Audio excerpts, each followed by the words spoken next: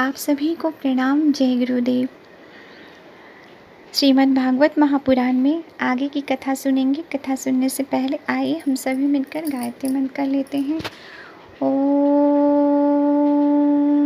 भूर्भुवः स्वः तत्सवितुर्वरेण्यं भर्गो देवस्य धीमहि धियो यो नः प्रचोदयात्। जय श्री कृष्ण। आगे की कथा सुनते हैं। सृष्टि की रचना, आदि कर्मों का निरूपण। सृष्टि की रचना आदि कर्मों का निरूपण करके पूर्ण परमात्मा से कर्म या कर्तव्यपन का संबंध नहीं जोड़ा गया। वह तो माया से आरोपित होने के कारण कर्तृत्व का निषेध करने के लिए ही है। यह मैंने ब्रह्मा जी के महाकल्प का अवंतर कल्पों के साथ वर्णन किया है। सब कल्पों में सृष्टि क्रम एक सा ही है। अंतर है तो केवल इतना ही कि महाकल्प के प्रारंभ में प्रकृति क्रमशः महातत्व आदि की उत्पत्ति होती है और कल्पों के प्रारंभ में प्रकृति सृष्टि तो ज्यों की त्यों रहती है। चराचर प्राणियों की विकृति सृष्टि नवीन रूप से होती है। परीक्षित काल का परिणाम कल्प और उसके अंतर्गत मनवंतरों का वर्णन आगे चलकर करेंगे। अब तुम पाद्य कल्प का वर्णन सावधान होकर सुनो। सौनक जी ने पूछा, सूत जी, आपने हम लोगों से कहा था कि भगवान के परम भक्त विदुर जी ने अपने अति दुस्तज कुटुंबियों को भी छोड़कर पृथ्वी के विभिन्न तीर्थों में विचरण किया था।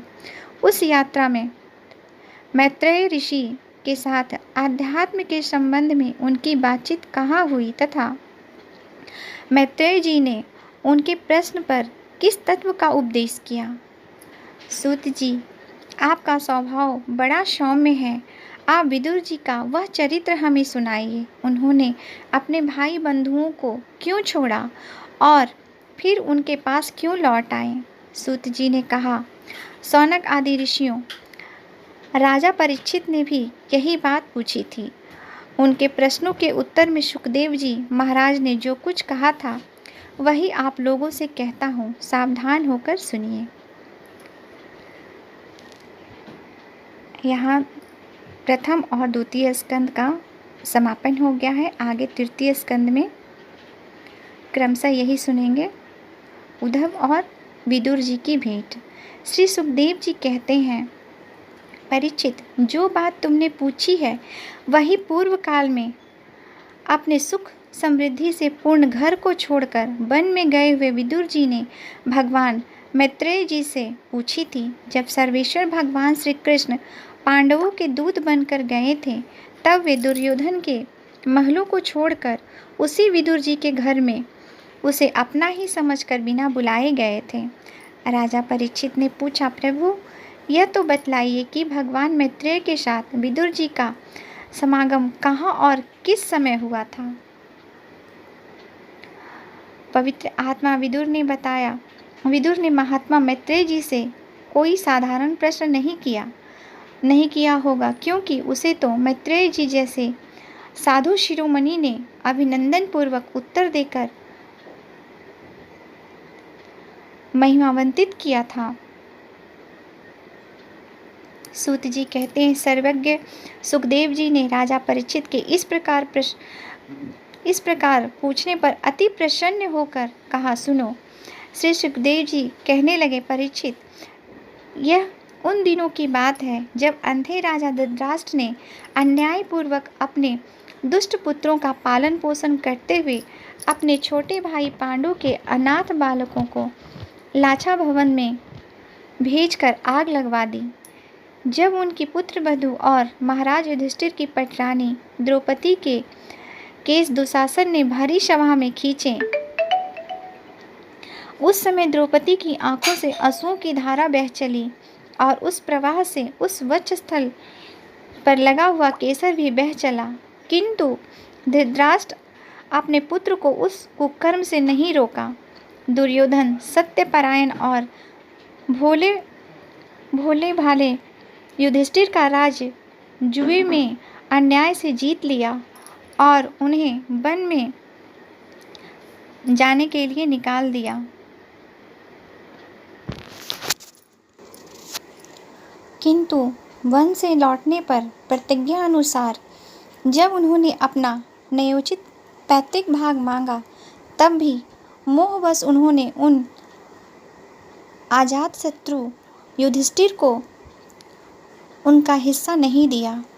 महाराज युधिष्ठिर के भेजने पर जब जगत गुरु भगवान श्री कृष्ण ने कौरवों को सभा में हित भरे सुमधुर वचन कहे, जो भीष्म आदि सज्जनों को अमृत से लगे, पर कुरुराज ने उनके कथन को कुछ भी आदर नहीं दिया। देते भी कैसे, उनके तो सारे पुण्य नष्ट हो चुके थे। फिर जब सलाह के लिए विदुर जी को बुलाया गया, तब मंत्रियों में श्रेष्ठ विदुर जी ने राजभवन में जाकर बड़े भाई धृतराष्ट्र के पूछने पर उन्हें वह सम्मति दी जिससे नीति शास्त्र के जानने वाले पुरुष विदुर नीति कहते हैं। उन्होंने कहा, महाराज, आप अजात शत्रु महात्मा युधिष्ठिर को उनका हिस्सा दे दीजिए। वे आपके न सहने योग्य अपराध को भी सह रहे हैं। भीम रूप काले नाग से तो आप भी बहुत डरते हैं। देखिए, वह अपने छोटे भाइयों के सहित बदला लेने के लिए बड़े क्रोध से फुफकार मार रहा है। आपको पता नहीं, भगवान श्री कृष्ण ने पांडवों को अपना लिया है। वे यदुवीरों के आराध्य देव इस समय अपनी राजधानी द्वारिकापुरी में विराजमान हैं। उन्होंने पृथ्वी के सभी बड़े बड़े राजाओं को अपने अधीन कर लिया है तथा ब्राह्मण और देवता भी उन्हीं के पक्ष में हैं। जिसे आप पुत्र मानकर पाल रहे हैं तथा जिसकी हाँ में हाँ मिलाते जा रहे हैं, उस दुर्योधन के रूप में तो मूर्तिमान दोष ही आपके घर में घुस बैठा है। यह तो साक्षात भगवान श्री कृष्ण से द्वेष करने वाला है। इसी कारण आप भगवान श्री कृष्ण से विमुख होकर श्रीहीन हो रहे हैं। अतएव यदि आप अपने कुल की कुशल चाहते हैं तो इस दुष्ट को तुरंत ही त्याग दीजिए।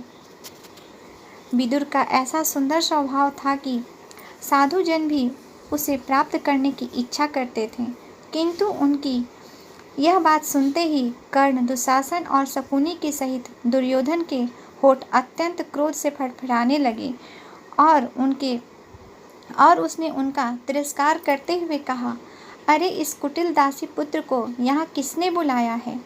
यह जिनके टुकड़े खा खा कर जीता है, उन्हीं के प्रतिकूल होकर शत्रु का काम बनाना चाहता है। इसके प्राण तो मत लो, परंतु इसे हमारे नगर से तुरंत बाहर कर दो। भाई के सामने ही कानों के वान के सामने लगने वाले इस अत्यंत कठोर वचनों से मम्मरहत होकर भी विदुर जी ने कुछ बुरा न माना और भगवान की माया को प्रबल समझकर अपना धनुष राजद्वार पर रख के हस्तिनापुर चल दिए। कौरवों को विदुर जैसा महात्मा बड़े पुण्य से प्राप्त हुए थे। वे हस्तिनापुर से चलकर पुण्य करने की इच्छा से भूमंडल में तीर्थपाद भगवान के क्षेत्रों में विचरण करने लगे, जहाँ श्री हरि, ब्रह्मा, रुद्र, अनंत आदि अनेक मूर्तियों के रूप में विराजमान हैं। जहाँ जहाँ भगवान की प्रतिमाओं से सुशोभित तीर्थ स्थान, नगर, पवित्र वन, पर्वत, निकुंज और निर्मल जल से भरे हुए नदी, सरोवर आदि थे, उन सभी स्थानों में वे अकेले ही विचरते रहे। वे अवधूत वेश में स्वच्छंद पूर्वक पृथ्वी पर विचरते रहे, जिससे आत्मीय जन उन्हें पहचान न सके। वे शरीर को सजाते न थे, पवित्र और साधारण भोजन करते, शुद्धवृत्ति से जीवन निर्वाह करते, प्रत्येक तीर्थ में स्नान करते, जमीन पर सोते और भगवान को प्रसन्न करने वाले व्रतों का पालन करते रहते थे। इस प्रकार भारतवर्ष में ही विचरते विचरते जब तक वे प्रभास क्षेत्र में पहुँचे, तब तक भगवान श्री कृष्ण की सहायता से महाराज युधिष्ठिर पृथ्वी का एक छत्र अखंड राज करने लगे थे। वहाँ उन्होंने अपने कौरव बंधुओं के विनाश का समाचार सुना। जो आपस ही में कलह के कारण परस्पर लड़ भिड़कर उसी प्रकार नष्ट हो गए जैसे अपनी ही रगड़ से उत्पन्न हुई आग से बांसों का सारा जंगल जलकर खाक हो जाता है। यह सुनकर वे शोक करते हुए चुपचाप सरस्वती के तीर पर आए। वहां उन्होंने तृप्त, उष्णा, मनु, पृथ्वी, अग्नि, असित, वायु, सुदास, गौ, गुहा और श्रद्धा देव के नामों से प्रसिद्ध 11 तीर्थों का सेवन किया। इनके सिवा पृथ्वी में ब्राह्मण और देवताओं के स्थापित किए हुए जो भगवान विष्णु के और भी अनेकों मंदिर थे, जिनके शिखरों पर भगवान के प्रधान आयुध चक्र के चिन्ह थे और जिनके दर्शन मात्र से श्री कृष्ण का स्मरण हो आता था, उनका भी सेवन किया। वहां से चलकर वे धान्यपूर्ण सौराष्ट्र, शौवीर, मत्स्य और करुजांगल आदि देशों में होते हुए जब कुछ दिनों में यमुना तट पर पहुँचे, तब वहाँ उन्होंने परम भागवत उद्धव जी का दर्शन किया। वे भगवान श्री कृष्ण के प्रख्यात सेवक और अत्यंत शांत स्वभाव के थे। वे पहले बृहस्पति जी के शिष्य रह चुके थे। विदुर जी ने उन्हें देखकर प्रेम से गाढ़ आलिंगन किया और उनसे अपने आराध्य भगवान श्री कृष्ण और उनके आश्रित अपने स्वजनों का कुशल समाचार पूछा। विदुर जी कहने लगे, उद्धव जी, पुराण पुरुष बलराम जी और श्री कृष्ण ने अपने ही नाभि कमल से उत्पन्न हुए ब्रह्मा जी की प्रार्थना से इस जगत में अवतार लिया है।